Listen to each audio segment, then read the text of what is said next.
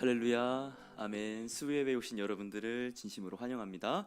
오늘날 하나님의 말씀은 전도서 1장 1절부터 11절까지 말씀입니다.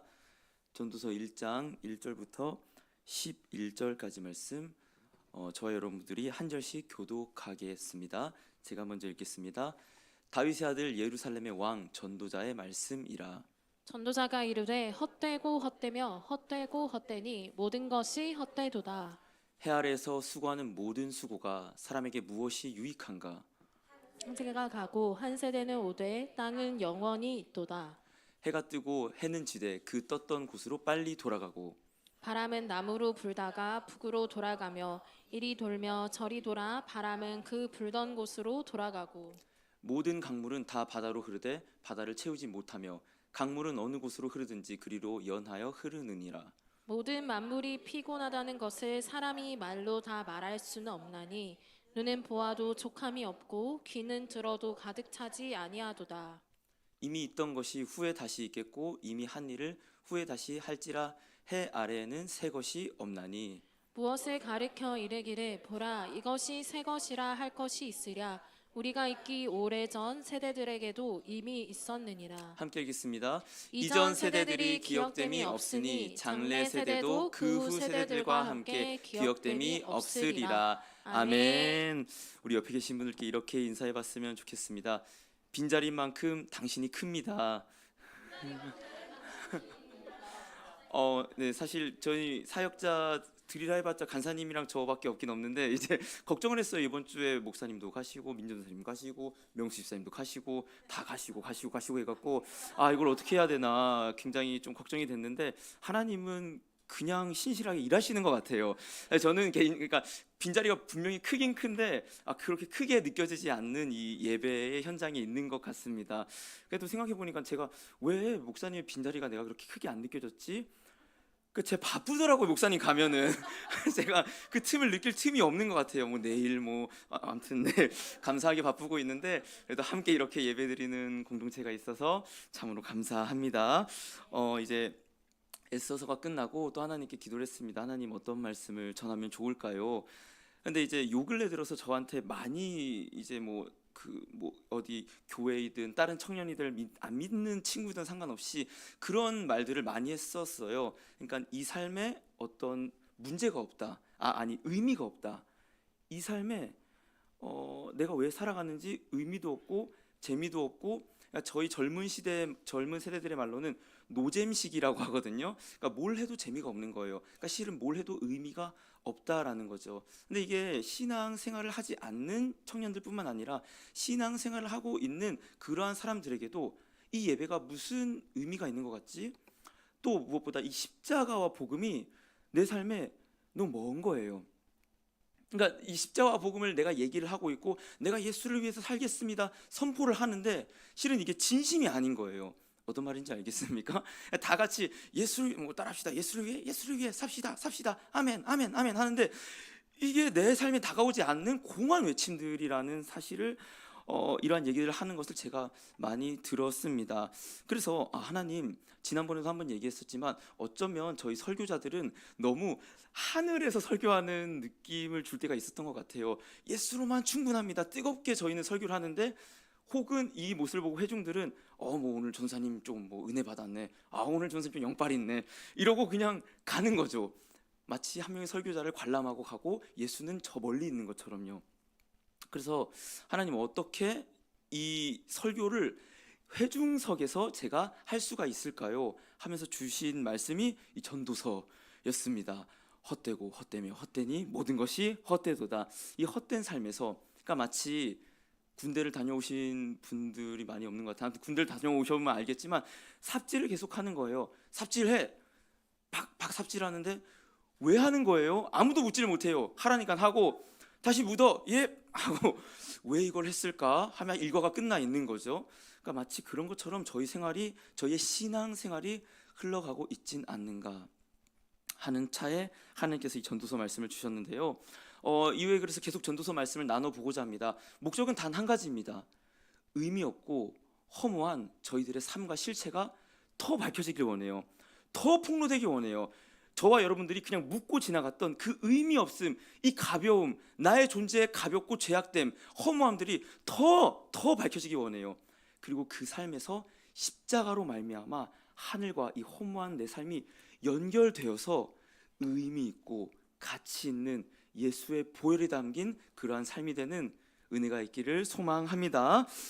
저희 전도서 1장 1절 말씀 함께 읽어보도록 하겠습니다. 시작. 다윗의 아들 예루살렘 왕 전도자의 말씀이라. 아멘. 전도서 1장 1절은 이렇게 시작합니다. 다윗의 아들 예루살렘의 왕 전도자의 말씀이라. 제가 또 이제 설교를 준비하면서 내가 이제 많이 설교자가 되었다라고 느꼈던 부분이 뭐냐면, 저는 이런 걸 보면요, 이제 꼭 전도서의 저자는 누구일까부터 살펴봐요. 시기는 언제 쓰였을까, 배경, 이렇게 학문적으로 굉장히 파고 들어가요. 그럼 이제 학자들의 여러 견해가 나와요. 원래 전통적으로는 솔로몬이 쓴 건데 살펴보니까 쓰여진 히브리어도 초기에 쓰여진 거 있고 중기에 쓰여진 거 있고 포로 이후에 쓰여진 게 있어. 근데 포로 이후에 쓰여진 걸 좀 보니까 이거는 솔로몬의 저작이 아니다. 제가 이런 걸 보면서 흥미 있게 봐서 이걸 정리해서 말해줘야겠다 생각하다가 아차 하고 바로 포기했습니다. 이거 말해줄 필요가 없겠구나. 이걸 굳이 제가 설교에 말해줄 필요가 없겠구나. 전통적으로 솔로몬이 쓴 책이 맞습니다. 물론요, 다른 견해에 따르면은 이거는 솔로몬의 이름을 빌려서 누군가가 쓴 책이다라는 그런 합당한 의견들이 있어요. 그런데 여러분, 솔로몬이 쓰였든 솔로몬이 쓰지 않았던 간에 저희는 이것을 확신해야 됩니다. 하나님께서 쓰셨다. 아멘. 그러니까 하나님께서 그런 거죠. 솔로몬이라는 볼펜을 들어서 쓸 수도 있는 거고요. 이 코헬렛, 어떠한 지혜자, 전도자라는 볼펜을 들어서 쓸 수도 있는 거죠. 그러나 궁극적인 이 성경의 저자는 누구시다? 하나님이시다라는 거죠. 결론은 제가 말씀드리고 싶은 건요, 중요한 포인트는 왜 그러면 솔로몬이 쓰였다라고 한다면, 대부분 솔로몬의 저작은 이렇게 시작해요. 다윗의 아들 솔로몬의 글이라고 이런 식으로 시작을 하는데, 유독 전도서만큼은 전도자의 말씀이라고 얘기를 하고 있습니다. 저는요, 성경의 저자, 이 전도서의 저자이신 하나님께서 일부러 솔로몬이라는 이름을 싹 가려놨다고 생각을 합니다. 왜요? 전도자라는 말을 써서 솔로몬이 아니라 이 전도자, 이 사람이 전하는 그 도가 무엇인지, 그 말씀이 무엇인지 집중하기를 원했다라는 생각을 한다라는 사실이죠. 그렇다면 원래 이 전도서를 받아서 읽었던 이 회중들은 원래 누구였을까요? 저는 생각을 합니다. 보편적인 회중, 모든 이스라엘 백성들이었다라고 생각을 하고 있습니다. 그러니까 이 솔로몬, 지혜와 즐길 대로 즐겨봤고 모든 향락도 누려봤고 부도 가질 대로 가져본 이 솔로몬이 이제 말년에, 노년에 들어서 이스라엘 일반적인 보편적인 회중에게 얘기를 하고 있는 거죠. 헛되고 헛되다라고요. 왜 이런 얘기를 했을까, 우리 살펴볼 필요가 있는데, 이때 당시에 배경이 어땠는지 간략히 한번 보면요, 열왕기상 10장 26절 20절 제가 읽어볼게요. 솔로몬이 병거와 마병을 모음에 병거가 1,400대요 마병이 12,000명이라 병거 성에도 두고 예루살렘 왕에게도 두었으며, 왕이 예루살렘에서 은을 돌같이 흔하게 하고 백향목을 평지에 뽕나무같이 많게 하였더라. 솔로몬의 말들은 애굽에서 들여왔으니 왕의 상인들이 값주고 산 것이며, 애굽에서 들여온 병거는 한 대에 은 600세겔이요 말은 한 필에 150세겔이라. 이와 같이 햇사람의 모든 왕과 아람 왕들에게 그것을 되팔기도 하였더라. 그러니까 솔로몬은 이제 이스라엘의 전 역사 중에서 가장 부유하고 가장 전성기에 있었던 왕이었습니다. 딴 게 아니라 저는 이 27절 말이 가장 와닿는데, 이 솔로몬 왕 때문에 어떻게 됐다? 예루살렘에서 은이 돌같이 흔했다라는 거예요. 얼마나 전성기였으면 스바의 여왕이 이제 재물을 갖다 바치고 온갖 왕들이 다 재물을 갖다 바침으로 예루살렘과 이스라엘이 완전히 부국강성했습니다. 그러니까 은이 돌치듯 했다. 근데 이때 다가왔던 이 보편적인 회중의 심리엔 뭐가 찾아왔냐? 부유한 만큼이나 세속적인 가치관이 들어왔습니다. 또한 부유한 만큼이나 하나님의 의미가 퇴색되기 시작했습니다. 물론 전성기였지만 그때 당시의 삶도 여전히 불안정했습니다. 죽음의 문제가 있었고요, 정치적인 여러 문제가 있었습니다. 이때의 삶은 한마디로 얘기하자면 이 시각이 점점점 하나님에서, 성전에서 세상으로 향하고 있던, 세상으로 점점 시선이 향하고 있던 시기라고 해도 과언이 아닐 겁니다. 그때 이 전도자는 가장 처음으로 무엇을 선포하느냐? 전도서 1장 2절 저희 함께 읽겠습니다. 시작. 이르되 헛되고 헛되며 헛되고 헛되니 모든 것이 헛되도다. 아멘. 헛되고 헛되며 헛되고 헛되니 모든 것이 헛되도다. 이 성경 어디에도 똑같은 단어를 5번 연달아 쓰는 경우가 여기가 유일합니다. 얼마나 이 인생이 허무하면은 헛되고 헛되며 헛되고 헛되니 모든 것이 헛되도다라고 전도자가 얘기를 하고 있다는 것이죠. 근데 여러분 흥미로운 것은 그 도를 전하는 사람이기 때문에 전도자가 된 거예요. 근데 이 전도자가 왜 가장 첫 마디로 헛되고 헛되고 헛되고 헛되고 헛되다라고 얘기를 했을까요? 왜 이 헛되다라는 말을 첫 마디로 그 지혜가 많았던 전도자가 얘기를 했었을까요? 뭐 결론부에 나오긴 하겠지만요. 미리 얘기해 주자면요. 헛된 삶을 알기를 가장 먼저 바랬던 것 같아요. 가장 먼저 우리의 삶이 풍족한 삶이 아니라 충분한 삶이 아니라 헛되고 부족함이 있고 한계가 있는 삶이란 걸 너희가 알기를 원해. 그것이 그리고 시작이야. 전도자가 얘기를 하고 있다라는 것이죠. 그래서 전도서에서 가장 중요한 건 이 헛되다, 히브리어로 헤벨이라는 단어입니다. 이 헤벨이라는 단어를 아는 게 굉장히 중요한데 원어로 따지면 그런 거예요. 그냥 숨이라는 뜻입니다. 이 헤벨이. 근데 이 헤벨이라는 뜻이 그래서 굉장히 뭐 번역본마다 아주 차이가 어마어마해요. 헛되다, 무의미하다, 무가치하다, 보람이 없다, 심지어 수수께끼이다, 이런 식으로 굉장히 많은 식으로 번역이 되는데 그 의미가 무엇인지 저희는 문맥을 통해 한번 살펴보기를 원하는데 이 헛됨과 반대가 되는 개념들이 다음 절에 나와요. 1장 3절 말씀 제가 읽어볼게요. 해 아래에서 수고하는 모든 수고가 사람에게 무엇이 유익한가라고 얘기를 하고 있습니다. 그러니까 헛되다라는 것의 그 상태가 뭐라고 하는 거예요? 지금 해 아래에 있는 너희가 헛된 상태인데 그게 뭐가 없는지 알아? 유익이 없어. 그러니까 남는 것, 이 뭐 히브리어로 이트론인데 쉽게 말해서 남는 게 없어. 헛된 그 삶의 의미가 뭐다? 그 중요한 건 뭐냐면요. 뭔가 내가 소유가 없는 상태가 아니에요. 내가 일을 해갖고 소유가 없는 상태가 아니라 그게 남긴 남았는데 그게 의미가 없다는 겁니다. 어떤 의미인지 아시겠어요? 내가 재물이 없는 게 아니라 재물이 있어도 그게 의미가 없다라는 거예요. 내가 기쁨이 없는 게 아니라 기쁨이 있어도 그게 의미가 없다라는 거예요. 이게 바로 헤벨이라는 헛됨의 의미에 담겨 있다는 사실이죠. 그리고 이 헤벨과 완전히 정반대되는 이 전도서에서 대비되는 그 반대쪽에 있는 단어가 1장 4절에 등장을 하는데 제가 읽어볼게요. 한 세대는 가고 한 세대는 오되 땅은 영원히 있도다. 영원히 있도다. 올람, 히브리어로 올람이라는 단어인데 이게 바로 헤벨과 완전히 정반대되는 단어입니다.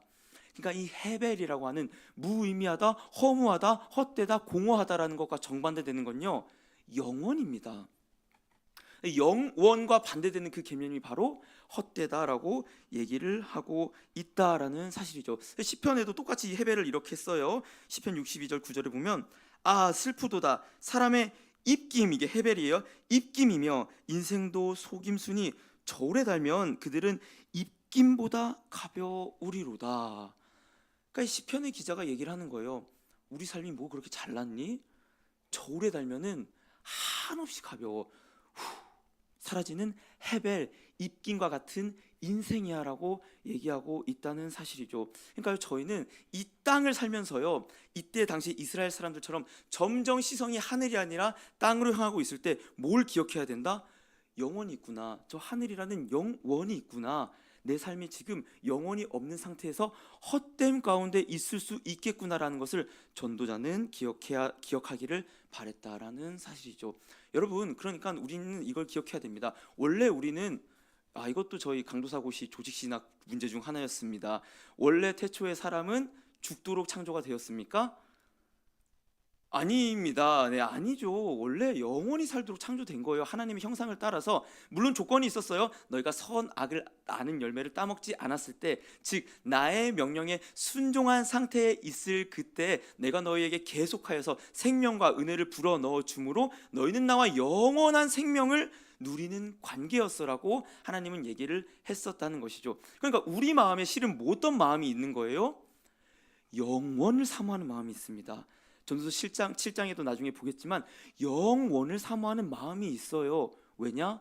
우리가 그 영원한 하나님께로부터 나온 피조물이기 때문에요. 그래서 창세기 3장 22절에 죄로 말미암아 이런 재앙이 닥쳤습니다. 여호와 하나님이 이르시되 보라 이 사람이 선악을 아는 일에 우리 중 하나 같이 되었으니 그가 그의 손을 들어 생명나무 열매도 따먹고 영생할까 하노라 하시고, 하나님께서는 영원히 살기를 원하셨지만 죄가 있는 더러운 상태에서 영원히 살기를 원치는 않으셨습니다. 그러니까 이미 하나님의 자리에 올라서서 주인이 바뀐 그 상태에서 계속 영생을 살기 원치 않으셨다는 거죠. 그래서 뭐냐? 생명나무 열매 막아 영생하지 못하게 해. 그때부터 우리에게 뭐가 사라졌다? 영생이 사라진 거예요. 그때부터 우리에게 진짜 바라던 그 영생이 사라져버리고 우리 삶에 뭐가 찾아왔다? 헤벨, 헛됨이 찾아온 거죠. 그래서 재밌는 게요, 창세기 4장에 이 아담과 하와, 범죄한 두 부부로부터 나온 첫째와 둘째 아들의 이름이 나오는데 4장 1절과 2절 말씀 함께 읽어보겠습니다. 시작. 아담이 그의 아내 하와와 동침하매 하와가 임신하여 가인을 낳고 이르되 내가 여호와로 말미암아 등남하였다 하니라. 그가 또 가인의 아벨 낳았는데 아벨은 양치는 자였고 가인은 농사하는 자였더라. 아멘. 두 아들이 등장합니다. 첫째는 가인이고 둘째는 아벨입니다. 가인의 이름의 뜻은 얻었다입니다. 카나라는 히브리어에서 나와서 가인이 된 건데, 하와는 얻었다, 내가 등남, 정확히 살펴보면 내가 그 사람을 얻었다라고 나와요. 그 사람은 쭉 바로 올라가면 창세기 3장 15절에 나오는 여자의 후손을 통하여서 이 사단의 머리를 짓밟을 어떤 메시아를 내가 하와 너를 통해 줄 거야 라고 했던 그 메시아의 아들이, 하와는 가인인 줄 알았어요. 왜냐하면 첫째 아들이 나왔으니까. 그래서 내가 등남하였다, 그 사람을 얻었다라고 했어요. 반면에 둘째 아들의 이름은 아벨, 얘가 바로 헤벨입니다. 누가 아들의 이름을 헛됨이라고 짓겠습니까? 제가 생각하기엔 하와는 헛돼, 이미 구원자가 나왔기 때문에 이 아들은 헛된 아들이야 라는 의미가 내포되어 있던 것 같아요. 그러나 진짜 헛된 삶을 산 건 누구였습니까? 가인이며 아담과 하와였어요. 예배자로 살았던 둘째 아들이 가인으로부터 죽임 받고 아담과 하와 또한 첫째 아들을 죄로 말미암아 저 먼 땅으로 성을 지으며 사는 자로 버려지게 됩니다. 그러니까 이 죄로 말미암아 이 인생 가운데 뭐가 찾아왔다? 영원은 사라지고 헤벨과 헛됨만 찾아왔다라는 것이 이미 창세기 인류의 맨 처음에 시작 때부터 나왔다라는 사실이죠. 그러니까 우리는 이 땅에서 행하고 있는 모든 수고가, 이 중간에 결론을 내리자면요, 모든 수고가 다 뭐다? 하나님을 잃어버린 인생은, 영원히 없는 인생의 모든 수고는 다 어떻다? 헛되다라고 전도자는 시작하면서 얘기하고 있다는 사실이죠. 제가 군대에 있을 적에 저가 있었던 전 군대 강원도에서 바다를 지키는 부대를 갔다 왔는데, 이제 해안과 내륙 부대가 나눠져 있어요. 해안은 이제 실제로 그 잠수함이 침투했었던 그때 9.11이 아니죠, 9.18 때 그 강릉 무장공비가 침투했거든요. 그래서 그때를 막기 위해 만들어진 그 사단에 제가 있었어요. 그래서 해안 쪽에는 모든 그 첨단 장비와 병력들이 집중이 되어 있고 이렇게 로테이션을 해요. 육지와 해안을 로테이션하는데, 제가 처음에 갔을 때는 그 육지 부대에 들어갔었어요. 그러니까 장비들이 너무 후진 거예요. 장비 후진 건 상관없어요. 내 침낭이 후진 건 상관이 있죠. 1980년대 침낭이었던 것 같아요, 제 기억에. 제 14년에 갔으니 거의 30년이 지났었던 그런 침낭이었었거든요. 그러니까 이 솜에 힘이 없어요. 이게 마치 천을 그냥 몇 개 폭폭폭 쌓아놓은 그런 침낭을 갖고 생활을 하다가, 내가 짬이 차서 상병이 되고 병장이 되면 반드시 새로운 침낭을 가지리라 해갖고 이제 그 침낭을 목적으로 두면서 군 생활을 시작을 하고 있는데, 분대장들에게는 좋은 침낭을 줬던 겁니다. 그때부터 제 군 생활에 의미가 생겼어요. 내가 춥게 자지 않으려면 열심히 군 생활을 해갖고 저 신형 침낭을 얻어야겠다. 감사히 저보다 선임이 있었는데 그 선임이 딴 데로 가고 제가 분대장이 된 거예요. 일찍이 일병 때부터. 그래서 새로운 침낭을 받고 군 생활이 폈다라는 생각을 하면서 이제 병장이 다가오는데, 이 침낭이 이제 병장쯤 다가오니까 제가 그 침낭을 갖고 나가서 전역을 하고 싶을까요? 아니요. 아무리 제가 이 침낭이 좋아도 전기장판을 트고 말죠. 뭐하러 제가 이 침낭을 갖고 나옵니까? 제가 그때 그런 생각을 한 거예요. 마치 이 군 생활이 우리의 인생인 것 같다.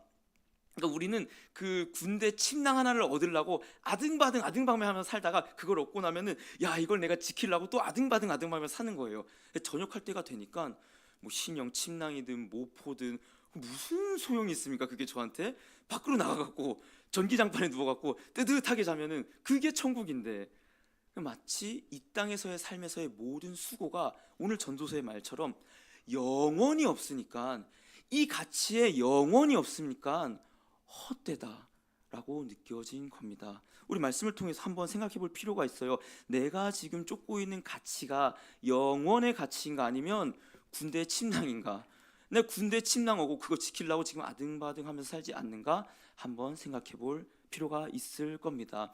근데 이렇게 얘기하면 또 이런 말을 하는 사람도 있을 거예요. 아니 근데 전도사님, 적어도 군대에 있을 때만큼은 그 침낭이 의미가 있잖아요. 군대에 있을 때만큼은 그 침낭이 따뜻하게 지켜주는 의미가 있잖아요. 지금 이 땅을 살아가면서 사실 전도사님 뭔 말하는지 다 알고 있어요. 영원한 것 그거 같이 삼으라는 거 아니에요. 천국을 소망하면서 그것도 같이 삼으라는 거 아니에요. 무슨 말 하는지 알고 있어요. 근데 이 땅을 살아가면서 돈과 재물과 명예와 그런 모든 것들, 하늘의 가치와 관련 없는 것들이 내 삶에서 의미가 없지 않잖아요. 그래서 전도자가 이어서 이런 얘기를 하는데요. 전도서 1장 5절에서 8절까지 말씀 한번 읽어보겠습니다. 시작. 해는 뜨고 해는 지되 그 어떤 곳으로 빨리 돌아가고, 바람은 남으로 불다가 북으로 돌아가며 이리 돌며 저리 돌아 바람은 그 불던 곳으로 돌아가고, 모든 강물은 다 바다로 흐르되 바다를 채우지 못하며 강물은 어느 곳으로 흐르든지 그리로 연하여 흐르느니라. 모든 만물이 피곤하다는 것을 사람이 말로 다 말할 순 없나니, 눈은 보아도 족함이 없고 귀는 들어도 가득 차지 아니하도다. 아멘. 전도자는요. 저는 전도사입니다. 전도자가 이렇게 이어서 얘기를 하는 거예요. 이렇게 헛되고 헛된 그 이유는 다 영원히 빼앗겼기 때문에 그래. 영원히 사라진 가치이기 때문에 헛된 것뿐이야. 이어서 얘기하는 게 5절에 해는 뜨고 지고 바람은 불고 다시 곳으로 돌아가, 강물도 바다를 채우지 못하고 다시 그리로 돌아가. 그러니까 해와 바다와 강물, 이 자연 만물을 얘기하면서 뭐라고 얘기하는 거예요? 8절에 야 모든 만물이 피곤한 것을 내가 보았다. 그러니까 이 자연에 해가 뜨고 해가 지고 바람이 불고 가고 강물이 흐르고 돌아오고 이 모든 것을 보니까 내가 야 속절없이 부질없다. 전도자가 이렇게 얘기를 하고 있다라는 사실이죠. 근데 여러분, 이 자연 만물을 보면서요, 실은 하나님께서 원래 의도하신 바가 따로 있어요. 뭐냐면 창조자인 하나님을 기억하라는 의미가 있고요. 첫 번째는 그리고 나서 해가 뜨고 지고, 그러니까 이 계절이 순환하고 날이 순환하면서 계속 이 자연을 보존하시는 하나님의 그 은혜를 생각하라는 게 원래 그 의미가 있거든요. 창세기 8장 20절에서 22절 제가 읽어볼게요. 한번.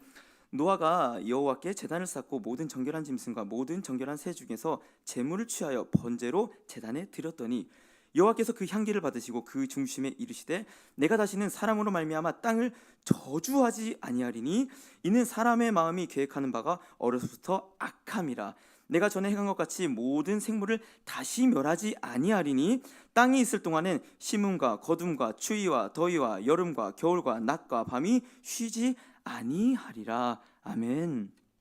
이제 노아의 홍수 이후에 있었던 사건인데요. 그러니까 홍수의 사건이 왜 일어났습니까? 보는 여인마다 내 마음대로 취해서 하나님보다 완전히 주인된 자들이 가득 찼기 때문에 쓰레기가 너무 가득 찼네, 치워버려야겠다. 그러나 노아는 은혜를 입었더라. 노아는 택하셔서 은혜를 입으셔서 홍수 가운데서 구원하시고 새로운 인류를 시작하시는데, 여기 보면 재밌는 게 노아가 이 홍수에서 마른 땅이 된 다음에 내리자마자 한 일이 뭐냐면요, 20절에 정결한 새 중에서 제물을 취하여 번제로 드렸다. 이게 뭐냐면요, 저주의 홍수를, 저희 창세기를 다 배우셔서 알겠지만 저주의 홍수를 예수 그리스도라는 방주가 대신 맞으시고, 그 은혜를 입은 자들이 정결한 짐승의 피로 말미암아 땅의 저주가 넘어가는 것, 땅의 저주가 면해어지는 예수 그리스도의 구원의 사건이 나타난 사건이라는 것이죠. 아까도 가인 얘기를 했지만요, 가인이 그렇게 아벨을 죽이고 나서 어떤 저주가 찾아왔냐? 그 아벨 내 동생의 피가 땅에 흘렸으니 땅이 나한테 호소한다고 얘기를 해요.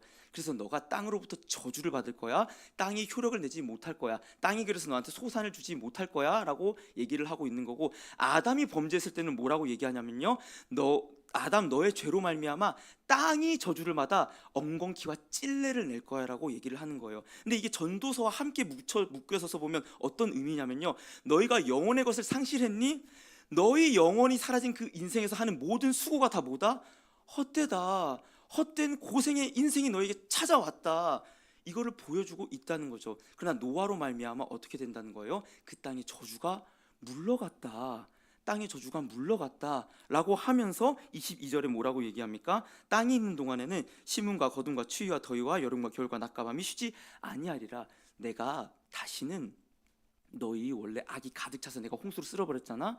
근데 내가 다시는 너희 악이 아무리 오늘날처럼 악이 가득 찬다 할지라도 쓸어버리지 않고 계절을 계속 반복할 거야. 해를 계속 줄 거야. 비를 줄 거고 구름을 줄 거고 계절을 반복할 거야. 그래서 너희가 다시는 그 수고에 대해서 내가 힘들지 않도록 내가 잠정적으로 보장해 줄 거야. 이게 바로 무지개 언약이었다는 거죠. 물론 신약에 와서 바뀌었습니다. 이제 그 보조는 언제 끝이 납니까? 예수께서 노아의 때에 다시 오시는 것처럼 홍수의 심판이 임할 때, 그때는 완전히 땅이 다 그때는 물이었지만 이제 예수께서 오실 때는 불로 심판하신다. 그때는 새롭게 다 바뀐다라는 사실이죠. 그러니까 실제로요, 이 전도자는요, 이 해가 뜨고 해가 지고 바람이 지나가고 강물이 흐르는 그 하나님의 자연을 지키시는 일반적인 섭리와 그걸 보면서 하나님의 은혜구나라고 깨달아야 된다는 사실이죠. 이거를 조금 어려운 말로 일반 은총이라고 합니다. 그러니까 무슨 말이냐면요, 그 얘기한 것처럼 믿는 자나 믿지 않는 자나 똑같이 해를 받죠. 맞죠? 뭐 믿지 않는 자라고 해가 안 뜹니까? 그늘이 져 있습니까? 뭐 믿는 자에게만 뭐 비가 올 때 비가 내리고 믿지 않는 자들은 가뭄으로 계속 목이 마르나요? 아니에요. 믿으나 믿지 않으나 해가 뜨고 해가 지고 일반적인 그 은총을 다 누린다라는 사실입니다. 근데 여기서 그치는 게 아니라 전도자는 얘기하는 거예요. 그 일반 은총으로, 일반적인 은혜로 우리의 인생의 덧없음이 해결이 되더냐? 이 얘기하고 있는 거예요. 그러니까 해가 뜨고 해가 지는 그 은혜를 보고도 내가 모든 것이 부질없네, 내 덧없음이 해결되지가 않네, 내 공허한 이 마음이 절대 채워지지가 않네, 삶이 의미가 없네 라고 얘기를 하고 있다는 사실이죠. 그 이제 저희와 조금은 다른 이제 구원론, 저희와 조금은 다른 이제 복음의 노선을 탄 그런 부류가 있는데요. 이제 WCC라고 들어봤을 겁니다. 종교다원주의와 또 세계 종교를 통합하자 이런 의미로 얘기를 하는 분들이 있는데, 그 사람들은 구원을 어떤 걸로 얘기하냐면 사회적 구원을 얘기해요. 그러니까 무슨 말이냐, 우리는 영혼이 예수 그리스도의 보혈로 죄에서 구원받는 그것을 구원이라고 얘기하잖아요. 그런데 그들은 사회적 구원, 그러니까 그 가난한 사람들이 이제 농사를 잘 짓게 돼 갖고 풍족하게 누리는 구원, 아니면 독재자에게 억압당했던 그 나라가 독재자에게서 해방되는 그런 구원. 그래서 뭐 해방 신학이나 이런 말을 들어봤을 겁니다. 저희 나라에도 초창기에 있었는데, 근데 여러분 이 말씀을 보면 그것이 얼마나 허무맹랑한 소리인지 알 수 있습니다.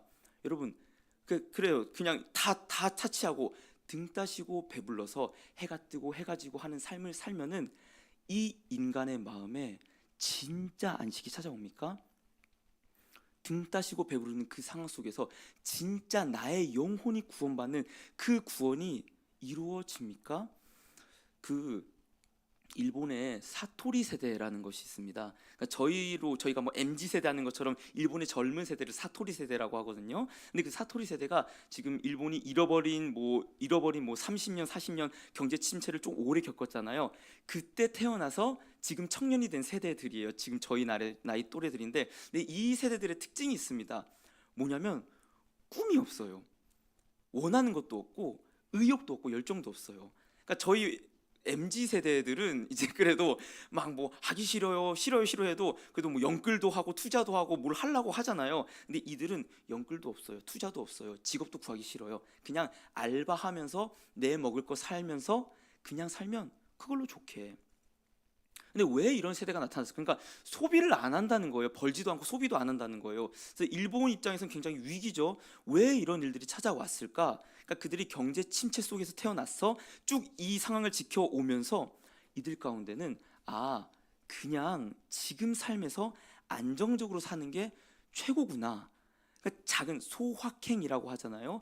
그러한 소확행을 누리는 게 최고구나. 의욕 필요 없어, 도전 필요 없어, 난 위험을 감수하지 않을 거야. 그런데 많은 학자들이 얘기를 하는 거예요. 대한민국의 다음 세대가 바로 이런 세대가 될 것이다. 실제로 저는 그런 세대가 될 거라고 예측을 충분히 합니다. 여러분, 청년들이요, 물론 집이 없어 힘듭니다. 경제가 어려서 힘듭니다. 좋은 일자리가 없어서 힘든 건 맞습니다. 그러나 저는 청년들이 힘든 이유는 딴 게 아닙니다. 목적이 없어요. 왜 사는지 이유가 없어요. 등 따시고 그러니까 일본도 경제 침체기인데 왜 이들이 근데 안정형이 됐는가라는 주요 원인으로 뭐냐면, 일본이 그래도 경제 대국이잖아요. 그래도 아무리 경제가 힘들어도 이들이 먹고 살 수 있었던 거예요. 먹고 살 수 있으면서 꿈을 갖지 않고 그냥 이대로 살아도 괜찮다. 대한민국이 딱 지금 그런 상태입니다. 먹고 살 수 있는 상태이지만 도전하지 않고 알바하면서 그렇게 목적 없이 살아도 괜찮은 세대로 가고 있다라는 사실이죠. 그러니까 여러분, 저희에게 필요한 것은 무엇입니까? 해가 뜨고 지는 것 그 이상의 특별한 은총입니다. 일반 은총이 아니라 특별한 은총.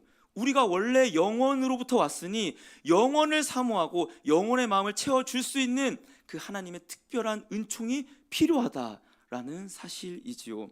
그래서 이러한 문제들을 해결하기 위한 여러한 방안들이 있습니다. 여러한 방안들이 있었지만 다 여기서 저기 하나같이 이거나 저거나 똑같은 의견들이었습니다. 새로운 방안들이 없었다는 것이죠. 전도자는 이를 마치 그대로 얘기하듯 이렇게 얘기를 하고 있는데요. 전도서 1장 9절에서 11절 말씀 함께 읽겠습니다. 시작. 이미 있던 것이 후에 다시 있겠고 이미 한 일을 후에 다시 할지라. 해 아래에는 새 것이 없나니 무엇을 가리켜 이르기를 보라 이것이 새 것이라 할 것이 있으랴. 우리가 있기 오래전 세대들에게도 이미 있었으니라. 이전 세대들이 기억됨이 없으니 장래 세대도 그 후 세대들과 함께 기억됨이 없으리라. 아멘. 전도자가 이런 얘기를 하는 겁니다. 해 아래 새 것이 없나니. 그래, 내가 그 자연 만물을 보고 부질없다고 느꼈거든. 근데 뭘 새로운 걸 내놓는 거 그거를 봤는데도 야, 해 아래 새로운 게 없더라. 해 아래 새로운 게 없더라라고 얘기를 하고 있다라는 사실입니다. 그러니까 잘 살펴보면요, 영원하지 않는 그것에서 나오는 이 땅의 모든 것들은 다 무엇이다? 이미 있다가 왔다 간 것이라는 겁니다. 그 제가 신대원에 있을 때 굉장히 그 전도사님 말이 굉장히 탁 다가왔는데요. 유행이 뭔 줄 알아? 죄인들의 변덕이야. 굉장히 와닿지 않습니까? 유행이 뭐냐? 죄인들의 변덕이에요. 그러니까 너무 옷에 투자하지 마시기 바랍니다. 10년 동안 잘 옷장에 놔두세요. 10년 후에 입으세요. 그럼 유행이 돌아와 있을 겁니다. 정말이에요. 맞습니다. 굳이 이걸 이렇게 새로 그러니까 사단과 세상은 이 새로운 것에 대한 욕망을 자꾸 부추기는 거예요. 근데 이거는 사실 우리가 뭘 알아야 되냐? 죄인들의 변덕이 또 나왔구나. 죄인들의 변덕이 또 나왔구나. 이 이쁜 얼굴상도 시대에 따라마다 다른 거고요. 옷이 멋지고 이쁜 것도 시대에 따라 다른 거고요. 좋은 사람 또한 시대에 따라 달라집니다. 해 아래 새로운 게 없다라고 얘기를 하고 있는 거죠. 그러니까 이제 저희가 종합해서 보자면 그렇습니다. 영원하지 않는 것에서는 결코 새로운 것도 나올 수 없고 새로운 것이 아니라면 유익도 없다.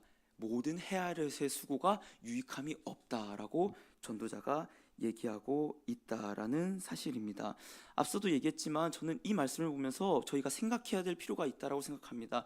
내가 하는 그 모든 수고가 무엇을 위한 수고였는가?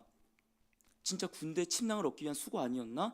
유행을 따라가는 죄인들의 변덕에 따라서 내가 여기도 삽질을 했다가 저기도 삽질을 했다가 하는 그런 수고가 아니었는가?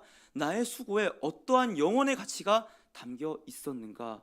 우리는 살펴볼 필요가 있다라는 사실입니다. 사역자도 마찬가지입니다. 사역을 하면서 영원한 가치인 복음의 가치를 두지 아니하고 변하는 가치에 저희의 영혼의 가치처럼 둔다면 거기에는 열매도 없습니다. 소망도 없습니다.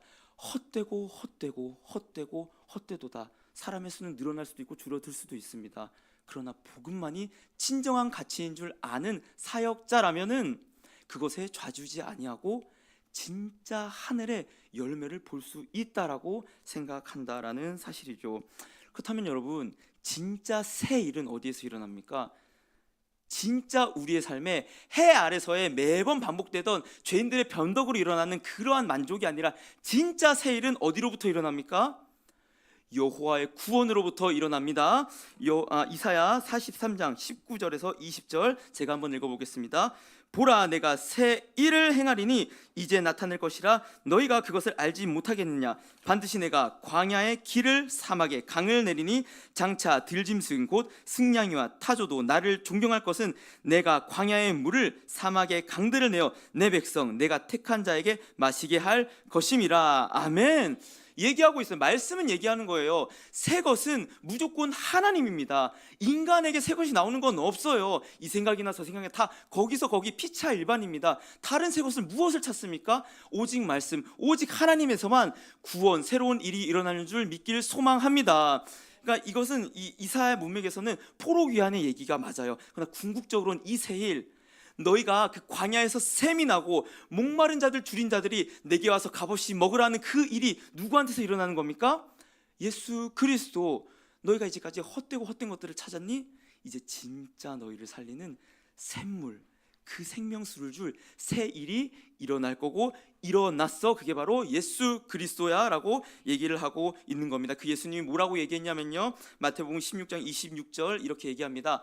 사람이 만일 온 천하를 얻고도 제 목숨을 잃으면 무엇이 유익하리요? 사람이 무엇을 주고 제 목숨과 바꾸겠느냐. 여러분, 그 새 일을 행하신 예수님께서 하신 말씀이 뭔지를 보세요. 무엇이, 너희가 썩어짐의 종로를 타면서 그 군대 침낭이나 가지려고 했던 너희들이 하는 그 모든 수고가 너에게 무슨 유익함이 있어? 너희의 목숨을 잃어버리면, 사람이 그 수고가 그 목숨을 잃어버리면 무슨 유익이 있니?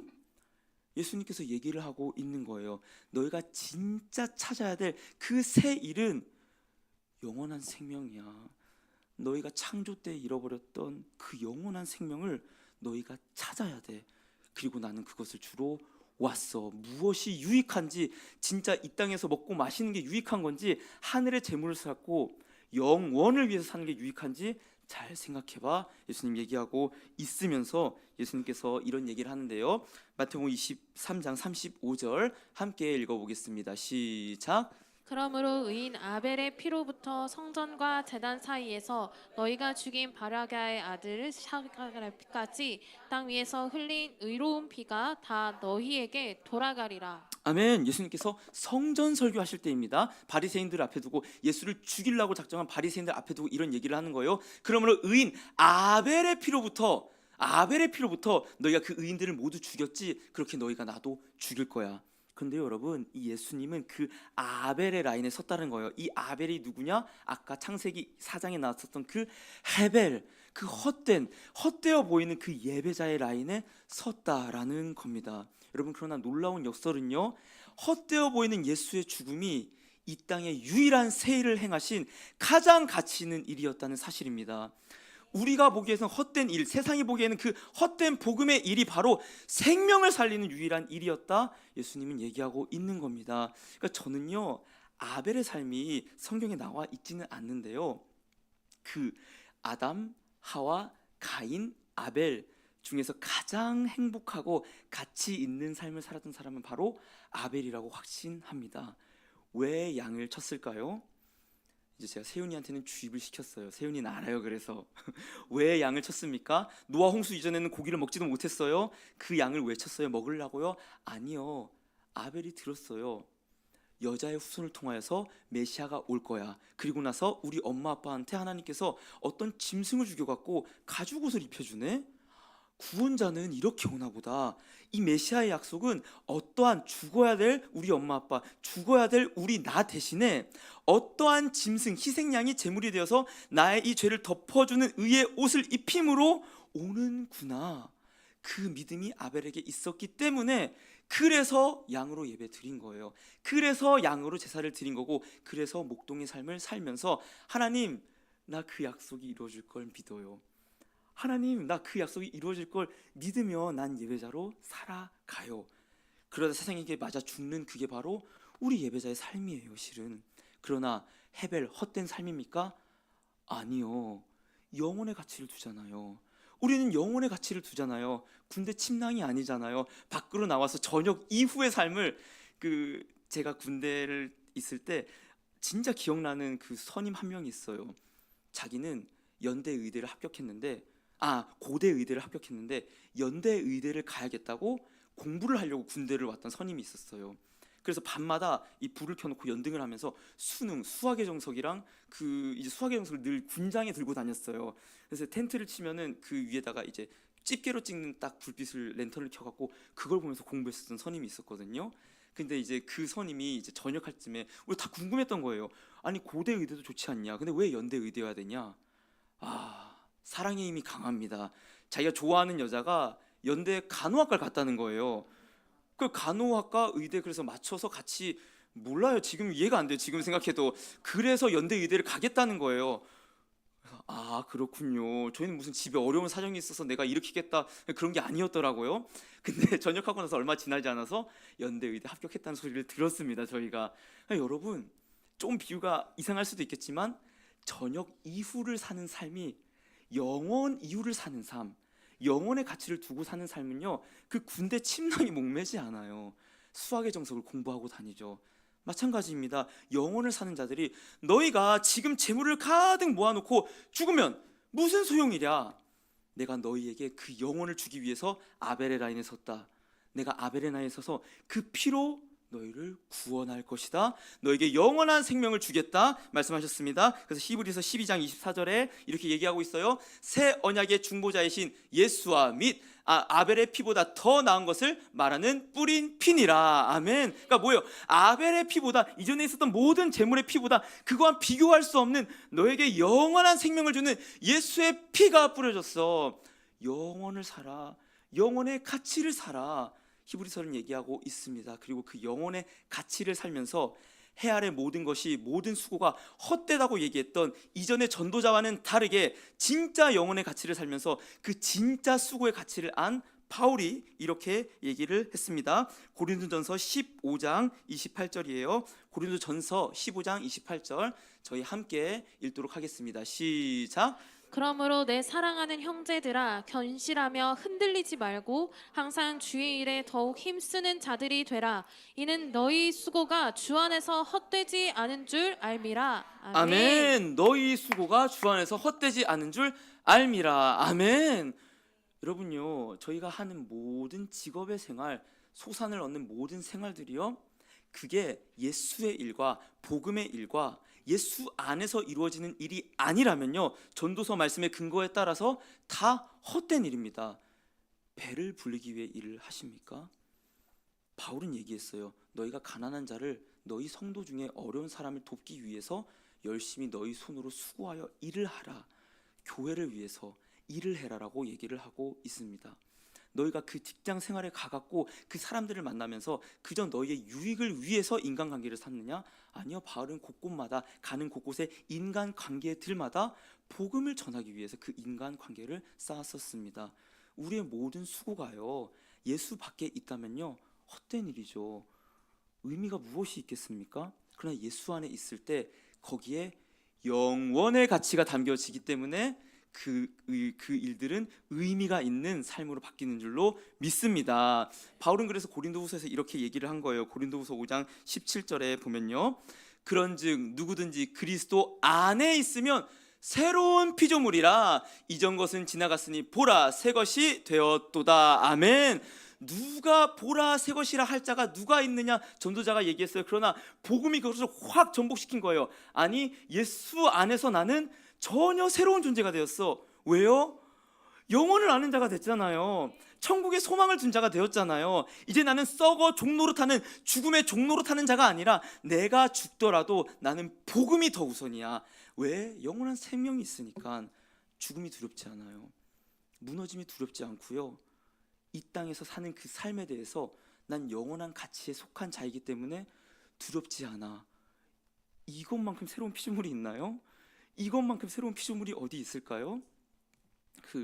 제가 이제 제목을요, 헛된 삽질을 멈추고라는 제목을 이제 오늘 말씀을 정했는데 혜영 지사님께서 그러는 거예요. 아, 이거 내 제목인가? 이렇게 얘기를 하시는 거예요. 헛된 삽질을 멈추고. 제가 군대 얘기를 오늘 많이 했잖아요. 실은 이 말씀을 보면서 생각났던 그 예화가 있는데, 어쩌다가 저희 중대가 이유를 모르겠어요. 우수중대가 됐어요. 근데 우수중대가 돼서 좋은 게 아니라 그 유해 발굴 사업이라는 걸 저희 때 했었는데, 그거를 하는 우수중대이기 때문에 선발이 돼서 저희 중대가 나가게 되었습니다. 그냥 좋았어요. 처음에는 야, 유해 발굴 사업 뭔가 멋있다. 이제 6.25 참전 용사들의 유해를 찾아주고, 그 진짜 사나이에 마침 그때 그런 방송을 했었어요. 근데 유해를 찾아주고 막 오빠가 왔어 하는 그 할머니를 보면서 우리 마음에 뭔가 그런 국뽕이라고 하죠. 나라에 대한 애국심이 차오르면서, 그래, 우리 선배들을 우리가 집을 돌려보내자, 찾아주자 하면서 이제 한 달 동안 유해 발굴 사업에 우리 중대가 투입이 되었습니다. 와, 근데 이게 정말 제일 힘든 그 훈련이었어요. 훈련도 아닌데 그냥 9시에 땡 가갖고 이제 유해 발굴 사업 이제 뭐 대대장이 있어요. 얘기를 하는 거예요. 전쟁 기록을 보니까 이때 전쟁 기록이 사라졌다. 이제 사라졌다라는 게 두 가지 의미가 있대요. 그냥 기록을 못했거나 정말 비참한 몰수패를 당했을 때 그때 아예 기록을 안 해놨대요. 6.25 전쟁 때. 근데 바로 이 산이 전쟁 기록이 이제 딱 추적해 봤을 때 기록이 없는 그 산이다. 여기에 대패했던 흔적이 있을 거다. 자, 이 산을 이제 까뒤집어라 하는 거예요. 산을 다 까짓는 거는 일렬로 쫙 세워갖고 하자 이제 하는 거예요. 일주일 동안은. 근데 이제 그게 있었어요. 유해를 한 조각이라도 발견하면은 일주일 포상휴가. 이건 못 참죠. 군인들에게는 이건 못 참아요. 그래서 이제 열심히 이제 삽질을 했습니다. 하루, 이틀, 3일, 3, 4일쯤이었을까요? 다들 눈빛이 초점이 사라진 거예요. 의미가 없거든요. 여기에 그러니까 딱 이틀 정도만 여기 느낌이 좋아 하면은 여기 파보자, 팍팍팍 파봐요. 이제 그럼 이제 선임들이 야야 일로 와봐, 여기 촉이 왔어. 그럼 막 파파파파 파봐요. 안 나옵니다. 그걸 이제 한 수십 번, 몇 번, 100번 말로 표현을 할 수가 없어요. 그거를 하도 많이 하다 보니까 다들 의욕이 없는 거예요. 그래서 이제 판 흔적만 남기게, 이제 색깔이 밝은 색이면 안 판 거고 파면 붉은색 특이 나오잖아요. 그러니까 붉은색으로만 만들자. 우리는 여기에 지정을 받았으니까 오늘 우리는 이 땅을 붉은색으로만 만들자. 그런 식으로 한 달을 보냈는데, 제가 이제 그때 군대 갔을 때 시점은요, 사실 하나님과 굉장히 멀어져 있었던 시점이었거든요. 그러니까 목적도 없고 의미도 없고, 나는 전역을 해갖고 영앤 리치라고 하죠. 젊은 나이에 빨리 돈을 벌어서 경제적 자유를 누리고 여가를 즐기면서 살 거야. 그런 거에 이제 제가 목적이 혈안이 되어 있었던 사람이었어요. 은혜죠. 은혜예요. 그러니까 그런 이제 뭐 책도 보고 인터넷 기사도 보고 그런 거에 몰두해 있었던 사람인데, 제가 이제 그 유해 발굴 사업을 하면서 삽을 파고 삽질을 하고 삽질을 하다가 문득 그런 생각이 드는 겁니다. 야, 이거 내 인생 같은데. 내 인생 같은데 여기에 유해가 있는지 없는지 몰라요. 모르는데 그냥 파야 되니까 파는 거예요. 그러다가 문득 또 의욕이 차면은 여기 뭔가 나무 밑이니까 있을 것 같아. 다 파요. 뿌리만 앙상하게 나오고 아무것도 안 나와요.